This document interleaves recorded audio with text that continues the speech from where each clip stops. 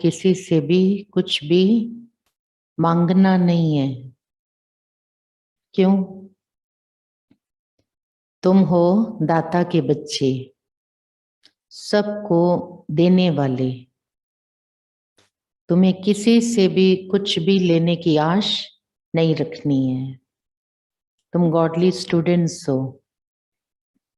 तुम्हारा पूरा पूरा ध्यान होना चाहिए पढ़ाई के ऊपर।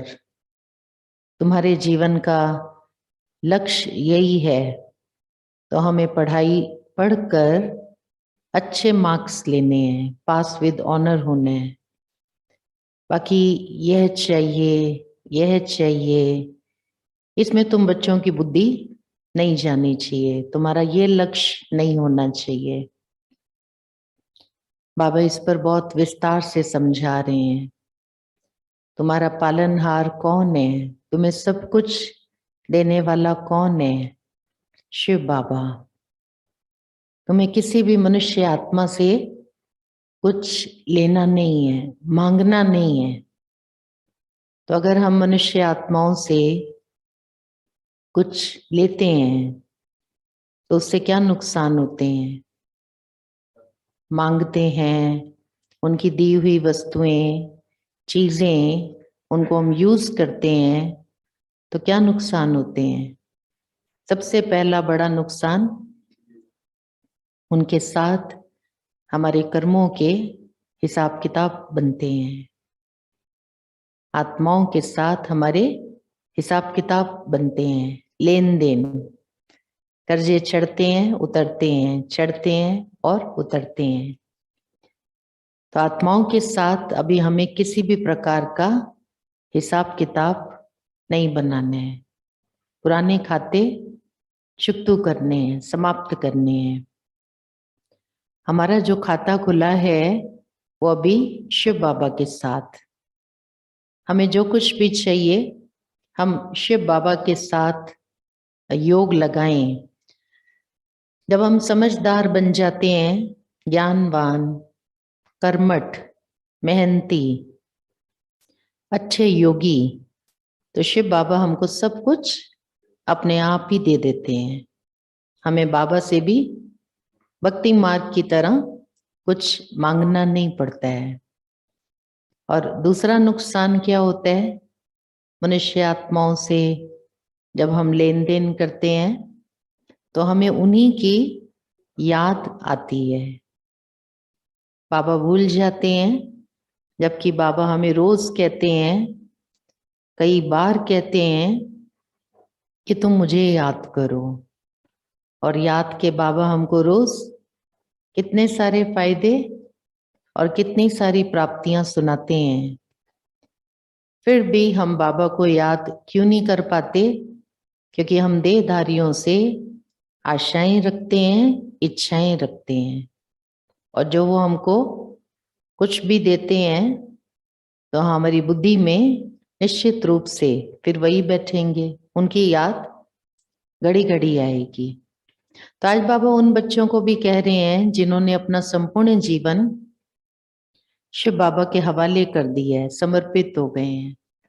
बाबा कह रहे हैं तुम्हें जिज्ञासुओं से भी कुछ भी मांगना नहीं है। तुम रॉयल बाप के रॉयल बच्चे हो। तुम्हें जो कुछ भी चाहिए होगा शिव बाबा तुम्हें देते रहेंगे। और क्या नुकसान होता है? मांगने का संस्कार पड़ जाता है, जो कि बहुत खराब संस्कार है, अच्छा नहीं है। हमारे अंदर संस्कार कौन सा पड़ना चाहिए? दातापन का। सतयुगी देवी देवताओं का ये संस्कार है। वो दाता होते हैं, देने वाले, महाराजा महारानी। उनकी बहुत बड़ी विशेषता, बहुत बड़ा संस्कार ये होगा। तो संगम युग से वो संस्कार प्रत्यक्ष दिखाई देना चाहिए। हाथ फैलाना नहीं है, हमारा हाथ होना चाहिए ऐसे देने वाला। और नुकसान क्या होता है?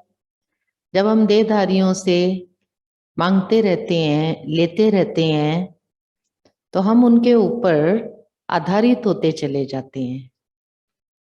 हमारी जो विशेषताएं हैं, जो योग्यताएं हैं, हमारी जो आत्मा की शक्तियां हैं, हम उनका प्रयोग नहीं कर पाते हैं। हम दूसरों के ऊपर डिपेंडेंट होते चले जाते हैं। तो डिपेंडेंट लाइफ ये अच्छी नहीं है। दूसरों के ऊपर कब तक डिपेंडेंट रहेंगे? और जितना हमको ये चीजें दूसरों के द्वारा मिलती रहेंगी, तो कहते हैं ना, आप भये बूढ़े तृष्णा भई जवान। आप जितना वस्तुओं का, कलयुग की पदार्थों का प्रयोग करेंगे, उतना तृष्णा बढ़ती जाएगी, कम नहीं होगी। समाप्त तो होने का नाम ही नहीं है। इसलिए बाबा की हम बच्चों के प्रति ये शिक्षा है, दाल रोटी खाओ और जितना आवश्यक है उतना चीजों का इस्तेमाल करो।